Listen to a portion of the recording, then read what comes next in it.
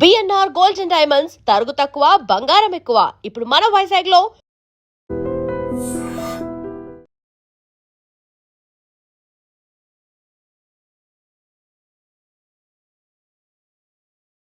కేంద్ర ప్రభుత్వం ప్రవేశపెట్టిన ఎఫ్సిఆర్ఏ సవరణ బిల్లు 2026 ప్రకారం రిజిస్ట్రేషన్ రద్దయిన లేదా గడువు ముగిసిన స్వచ్ఛంద సంస్థల విదేశీ ఆస్తులను ప్రభుత్వం నియమించిన ప్రత్యేక అధికారి స్వాధీనం చేసుకుంటారు. పునరుద్ధరణ జరగకపోతే ఆ ఆస్తులను వేలం వేసి ప్రభుత్వ ఖాతాలో జమ చేస్తారు. మత మార్పిడిలపై నిషేధం విధిస్తూనే జైలు శిక్షను 5 ఏళ్ల నుంచి ఏడాదికి తగ్గించారు.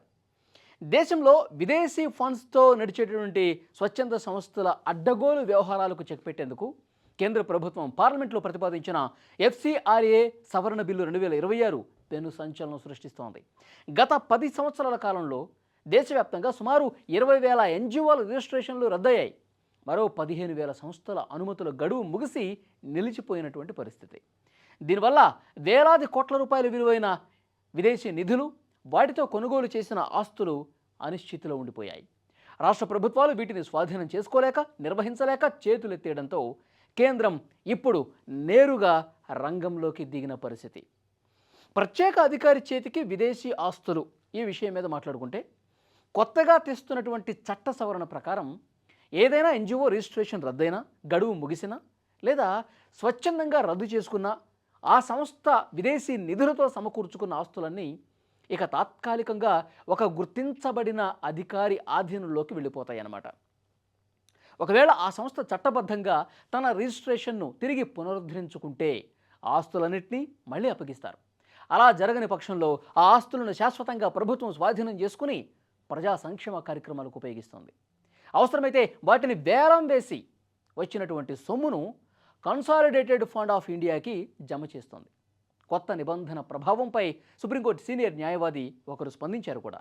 ఇన్నాళ్ళు చట్టంలోని లొసుగులను వాడుకునే ఎన్జిఓలు విదేశీ నిధులను పక్కదారి పట్టించేవి. ఇప్పుడు వస్తున్నటువంటి ఈ కొత్త బిల్లు ద్వారా ప్రతి రూపాయికి, ప్రతి ఆస్తికి స్పష్టమైన జవాబుదారీతనం వస్తుంది. ఇది పారదర్శకతను పెంచుతుంది అని ఆయన స్పష్టంగా చెప్పారు. మత మార్పిడిలపై పూర్తి నిషేధం, ఆరాధనా స్థలాలకు రక్షణ కల్పించే విషయం గురించి మాట్లాడుకుందాం.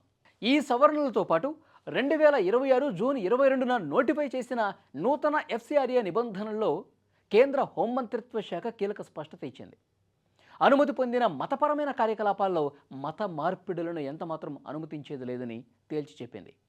అయితే ఎన్జిఓ ఆస్తుల స్వాధీనం సమయంలో ఏదైనా ప్రార్థనా మందిరం లేదా ఆరాధనా స్థలం ఉంటే దాన్ని మతపరమైనటువంటి స్వరూపాన్ని మార్చకూడదని, లౌకిక ఆస్తిగా మార్చడానికి వీలు లేదని నిబంధన విధించింది.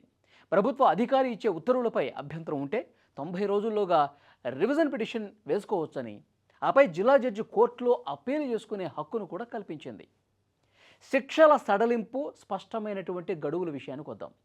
ఇక్కడ ఆసక్తికరమైన విషయం ఏంటంటే, ఎఫ్సిఆర్ఏ ఉల్లంఘనలకు సంబంధించి గతంలో ఉన్న గరిష్టంగా 5 ఏళ్ల జైలు శిక్షను ఈ బిల్లులో 1 ఏడాదికి తగ్గించారు. అలాగే రిజిస్ట్రేషన్ గడువు ముగిసేలోపు రెన్యువల్ చేసుకోకపోతే ఆ అనుమతి ఆటోమేటిక్గా రద్దవుతుందని స్పష్టం చేశారు. మత మార్పిడిలపై పూర్తి నిషేధం, ఆరాధనా స్థలాలకు రక్షణ విషయం కూడా ఈ బిల్లులో చర్చించారు. 2026 జూన్ 22న నోటిఫై చేసిన నూతన ఎఫ్సిఆర్ఏ నిబంధనల్లో కేంద్ర హోంమంత్రిత్వ శాఖ ఒక స్పష్టత ఇచ్చింది. అనుమతి పొందిన మతపరమైన కార్యకలాపాల్లో మత మార్పిడులను ఎంతమాత్రం అనుమతించేది లేదని తేల్చి చెప్పింది. ఎన్జిఓ ఆస్తుల స్వాధీనం సమయంలో ఏదైనా ప్రార్థనా మందిరం లేదా ఆరాధన స్థలం ఉంటే దాని మతపరమైనటువంటి స్వరూపం మార్చకూడదు, లౌకిక ఆస్తిగా మార్చడానికి వీలు లేదని నిబంధన పెట్టింది. ప్రభుత్వ అధికారి ఇచ్చే ఉత్తర్వులపై అభ్యంతరం ఉంటే 90 రోజుల్లోగా పిటిషన్ వేసుకోవచ్చని చెప్పారు.